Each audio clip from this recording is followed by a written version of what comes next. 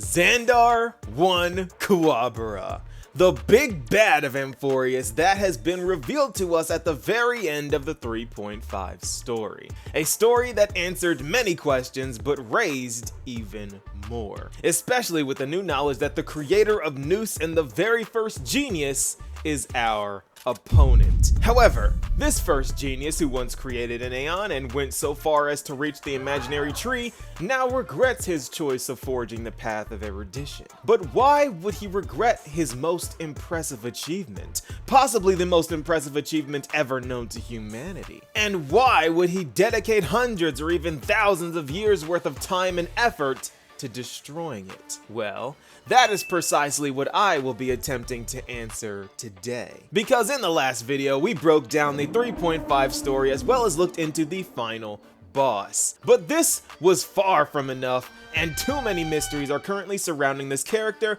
that need to be studied and analyzed. Which brings me to the goal and premise of this video today.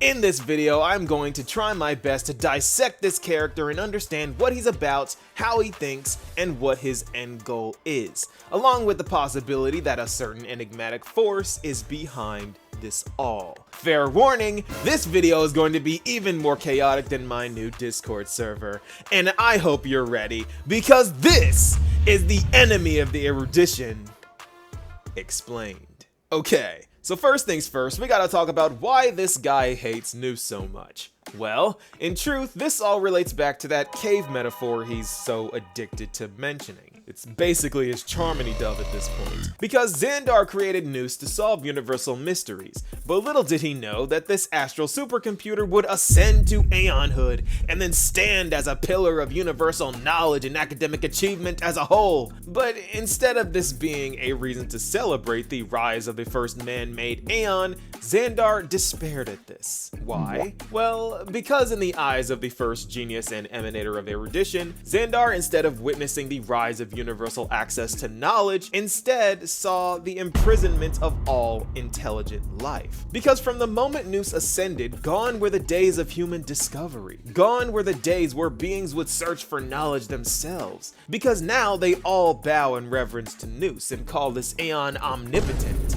which inevitably hinders what can be discovered, because there is no incentive to do so. If Nous knows everything, why discover anything yourself? Nous can predict the future anyway, so if you do discover something, the erudition Aeon already knew you would find it. Thus, all intelligent life is stuck in a cave called erudition, and pretty much paths as a whole. So the existence of Nous holds back the academic potential of both organic and inorganic life forms. The certainty Nous provides weeds out the possibilities that make learning boundless. And this is precisely why Zandar wants Nous gone. And here is where we come to the prime mover of life, which is funny because I said a while back that Zandar found the prime mover of life in the imaginary tree. By the way, just so you know, Nous' creator already found the origin of the universe, aka the imaginary tree, and we know that finality exists. So this scepter is inherently wrong, but good luck convincing it of that.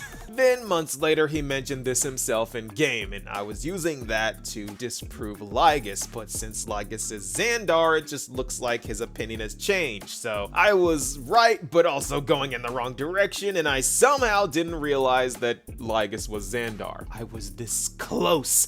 Anyway, his viewpoint has since shifted from the prime mover of life being creation and information to destruction. We know this because he says himself that he was the first to reach the imaginary tree and define the prime mover of life incorrectly. So his answer has shifted from something akin to creation to destruction, and since we know this, it's rather simple why he wants to destroy Nous. If the starting point of all things is destruction, he wants all intelligence to start from ground zero. So destruction is the only way of accomplishing this. He must kill Nous to ensure that humanity won't be trapped inside of the false certainty that the erudition provides, which is the cave he loves to mention so much. So in essence, he's kinda jealous that Nous is right about everything and that people use them as a crutch. Which brings me to something we hear rather often.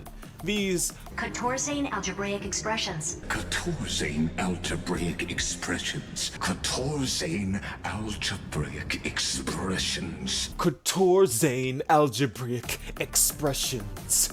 Now, before you get a headache like I did when I was first starting to look into this, it's not nearly as bad as it sounds. In fact, it's just the algebra that we use in real life. And this math system was replaced by Genie Society number 22, Aeon's 9-worded formula. A formula that Aeon, very unlike other geniuses, shared with the universe, which caused him to be known as the most selfless genius ever to live. Because he was so generous with his findings that it is because of him that the Genie Society is even popular today. He was also the very first genius to ever partner with the IPC, which paved the way for Madame Herta, and the first ever to propose the concept of a knowledge singularity, which means we gotta review that as well. But I'll be quick because I made a whole video on that a long time ago, and that video still holds up today. So, a knowledge singularity is when someone leaves the circle of knowledge, and that is when someone pretty much breaks the boundaries of human thought for an era. For example, a caveman rubbing sticks together is him approaching the circle of knowledge, and the moment he makes fire, this changes everything and now a knowledge singularity occurs, because a whole new world has just been opened up by the controlled creation of fire. Because now he can cook food, set things on fire, and even have a light source whenever he wants. See how that works? Okay. So back to Aeon. This guy revolutionized math to the point of where people do not even use Quatorzain algebraic expressions anymore, even though that system still functions perfectly fine. Yet Zandar continues to use this old outdated system in Emphorius, and he does this for two reasons. One, because he's a boomer that refuses to accept new things, and two, he knows that he is the only one who uses Quatorzain algebraic expressions, and this gives him an advantage in the event that other geniuses show up and try to stop him from killing Nous. So I guess he was kinda right. Meaning Lygus has weaponized his boomer math to help him defend against new age geniuses trying to stop him from killing Nous. And as for the knowledge singularity, that is exactly what Iron Tomb at full evolution is going to be. Herta mentions this herself. Iron Tomb will be a knowledge singularity by killing Nous and leading everyone into a new realm of thought. But in the worst way possible. Because after killing Nous, the knowledge of how to destroy the universe is now possessed by this destruction equation that will inevitably spread everywhere, and nothing will be able to defend against it. So it is a knowledge singularity that will lead the universe into a death spiral aimed at finality. The very thing that Polka Kakamond has dedicated her life to stopping. More on that in the future How to Stop Zandar video. So that is Zandar's motivation, why he is so dangerous, and why Herta and Skrullum haven't stopped him yet. But here is where things get spicy. Because what if I told you that the living proof of Zandar's entire argument being wrong is standing right in front of him? Yes, Madame Herta is the factor that disproves Zandar's entire claim. And Herta did this in her childhood. How? It's this little thing called the solitary waves theory, a theory that proposes that Nous's thought permeates the imaginary background of the universe, meaning that this Aeon's calculations penetrate the fabric of the universe itself. So it is only natural to assume that Nous knows everything. However, along comes this little girl with purple eyes who loves flowers and plays with dolls, who ends up dismantling this entirely and proving the opposite, because she found that the constant inside of the observed solitary wave analyzed was inconsistent, because this constant would endlessly drift between the future being knowable and unknowable. Why? Because the paths pull against each other in the universe, and this endlessly throws off Nous's calculations. But Nous being Nous doesn't stop and tries to predict the future anyway, which leads to things like the Shanzhou's Divination Commission's Matrix of Prescience being created. But just like Nous, what the Matrix can predict clearly is very limited and short term, because other paths' influence throws everything off for long-term predictions. This is why Fushuan couldn't predict things when Fantilia was using abundance and destruction at the same time, and of course with the Trailblaze and Hunt paths being present. Too many paths means no predictions can be made. And this is precisely why Nous will never be capable of predetermining the future, unless something crazy happens and they're the only Aeon alive. So there, Zandar is wrong, and Herta was the one who discovered this. Also, if Nous knew everything, why would a computer computer gaze upon people and make them Emanators. There would be no reason to have the Genie Society or Emanators in general. Herta is one of the latest members of the Genie Society and is the most recent erudition Emanator. There is no reason for a computer that knows everything to give a human access to their power. And again, Nous is a computer. It doesn't have a personality. Everything it does has to have a reason that is most likely leading to the accomplishing of a goal, solving universal mysteries being that goal. And it just so happens that every erudition Emanator is doing just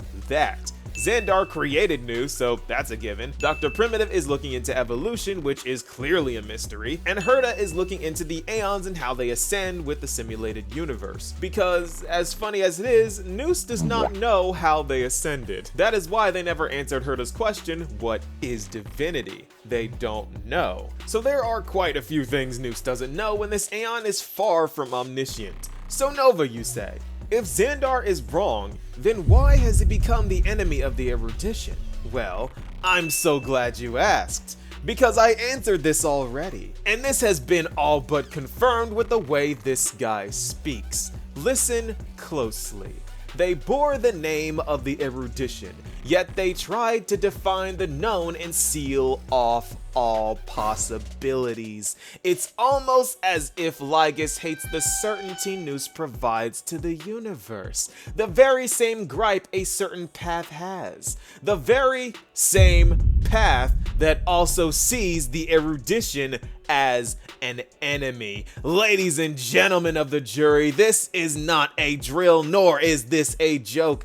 I truly believe that Zandar 1 Quatorzain is not a follower of the erudition, nor the destruction. He is in fact a proud follower of the Enigmata, to prevent the certainty that erudition brought about from destroying the possibilities championed by Mythos. This is the databank description of the Enigmata. It doesn't get more Mythos than this. From the very beginning, I knew there was something up with this guy. He kept lying, and there are so many logical fallacies in his arguments that he cannot possibly be erudition. He may have been in the past, but there is no possibility that he can be any longer. Herta even doubted this herself. Even looking at the three paths entangled in Amphorius, the erudition, remembrance, destruction, all paths the Enigmata has ties to. And remind me, how did these geniuses get into the exomyth at the very end? The harmonies tuning, yet another path the Enigmata has ties to. I do not believe in coincidences, nor do I believe Hoyo does things for no reason. I think through Zandar showing us his true colors, he also showed us his true path as well. From his dedication to creating possibilities,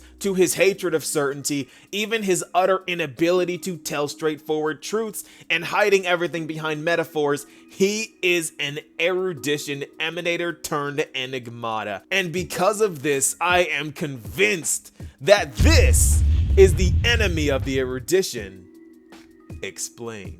This theory started off as a bit of a joke, but it has been getting more and more traction and supporting evidence, so even though I say that the Enigmata doesn't exist, if it does, it's here, and its name is Zandar 1 Quatorzain, the one trying to take down Nous, the pipe dream of any Enigmata follower, because the fall of the erudition means Iron Tomb is let loose to infect everyone, and if this happens, and I quote, organic or inorganic, any act of any life form infected by the Iron Tomb will be a true random function, which would be a perfectly uncertain randomized paradise just for Mythos, who aims to destroy all sense of certainty in the universe, because the fall of the erudition means the rise of the Enigmata.